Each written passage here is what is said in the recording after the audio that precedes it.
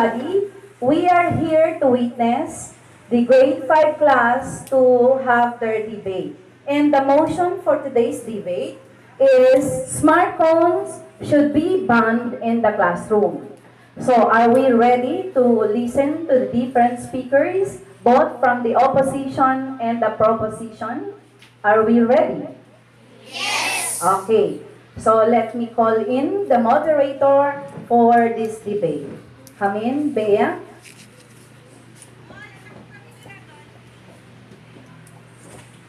Good morning, ladies and gentlemen, and welcome to today's debate.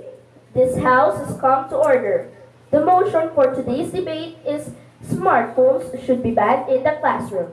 On my right are the proposition team. We have Rijay Alabata, Stephanie Oriña, Jired Bolosa, Curiel Cruzat, Christy Ceballos, and Therese Pago. And on my left are the opposition team. We have Christine Paris, Giro Gabriel Cruzat, Hannah Angel Bartolome, Gian Santiago, Antoinette Quizon, and Luigi Alba. In behalf of the class, I would like to welcome the panel of the Board of Judges. Let us meet them first. Our first judge is a grade 6 class advisor, Boy Scout and Sports Coordinator, and the Math Wizard of the Divisoria Elementary School. Ladies and gentlemen, let us all welcome Master Teacher Mr. Emmanuel I. Ricarda.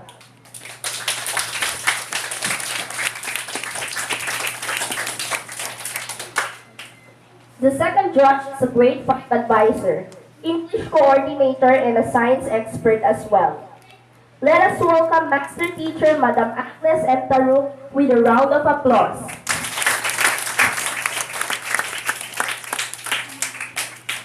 The third judge is an indefatigable and very supportive person, the mother to all of us.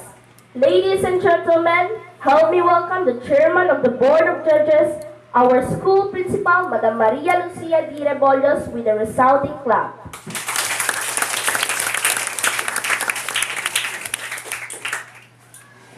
Thank you. The clerk of the house is Ma'am Rachel E. Maghanoy. I, Beatriz Natividad, I'm your moderator. Before we proceed, let me remind you of the following house rules. The speaking time of each speaker is 2 minutes to deliver his argument, and each is given 2 minutes for rebuttal. The clerk of the house will raise the time card to show how much time is left for the speaker. If the speaker exceeds his or her time, she will just say time. Minimize the noise in this hall. This includes no clapping offense while the speaker is delivering his or her argument. Are we ready? Yes! I would now like to call upon the first speaker of the proposition team, Rijay Alabata, to open the debate and define his stance and outline the affirmative case.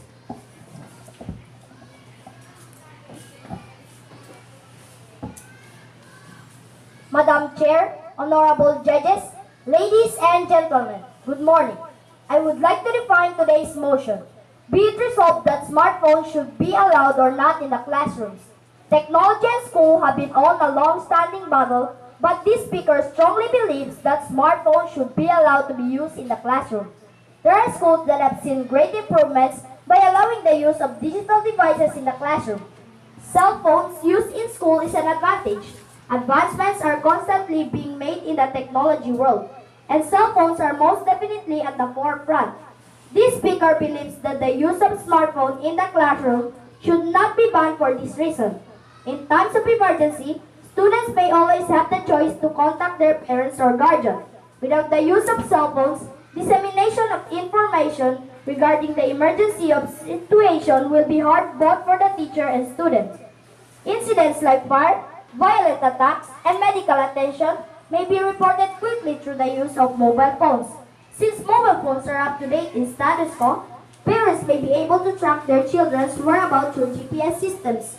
Making contact like fetching them from school or bringing projects they have forgotten will also be made easy through the communication of smartphones. So let me reiterate my stance. Smartphones should be allowed inside the classroom. Thank you. The motion smartphone should be allowed inside the classroom. We, from the proposition team, strongly believe this statement. The speakers in the opposition team try to convince you all that cell phones should not be allowed inside the classroom for the following reasons. Distraction from schoolwork, give harmful effects to health, cyberbullying, expose to inappropriate materials, provide a disconnect to parents and siblings, and to physical activities. Cheating creates disparity between students and others. Believe me, ladies and gentlemen, these are all wrong. Let me expound to you the reasons why we strongly support our stance. First, the use of smartphones inside the classroom will give the students parental contact. Emergency can be significantly reduced if a child has a cell phone. Second, students learn in a way they are comfortable. Next, they can get answers quickly. Audio and video can bring learning to life. They have access to educational applications which are needed in their educational advancements. Smartphones allow social learning where they work in groups or projects, share information and discoveries. Students can be easily located by parents, which smartphones include a GPS transmitter that details the phone's location, and parents can be in touch with them and know their whereabouts, perform research, convenient to use, and finally, it will expand collaborations among students. That's all. Thank you.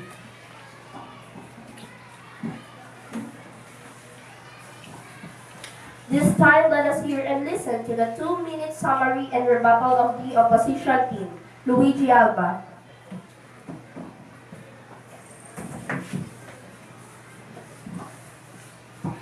The motion before the House today is smartphones should be allowed inside the classroom. This speaker denied this motion. You heard the proposition team trying to convince you with the reasons as mentioned by the last speaker.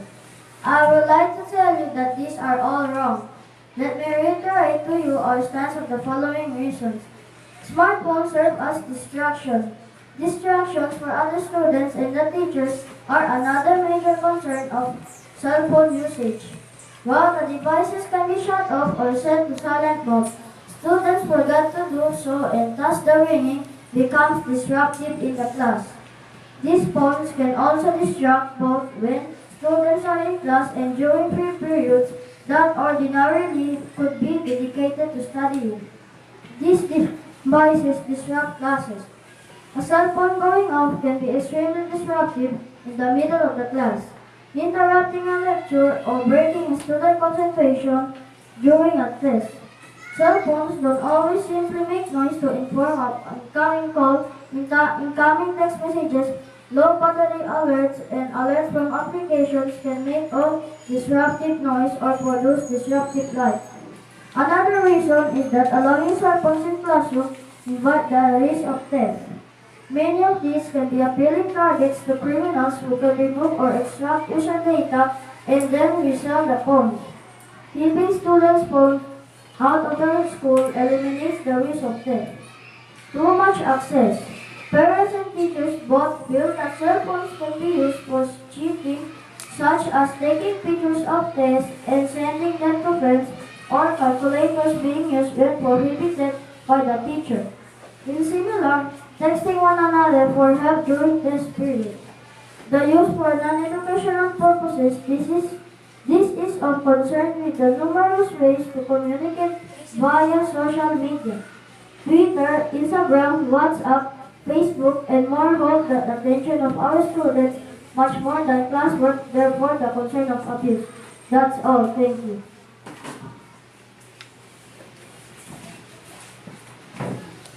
We have heard from the both sides of their argument of the motion. Should smartphones be allowed inside the classroom?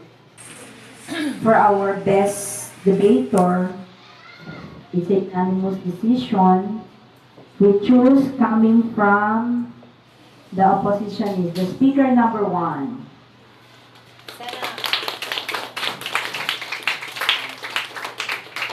And for the best group, the opposition group. Palakpakan. So thank you once again for being with me in this journey for the completion of this debate. So, God bless us all.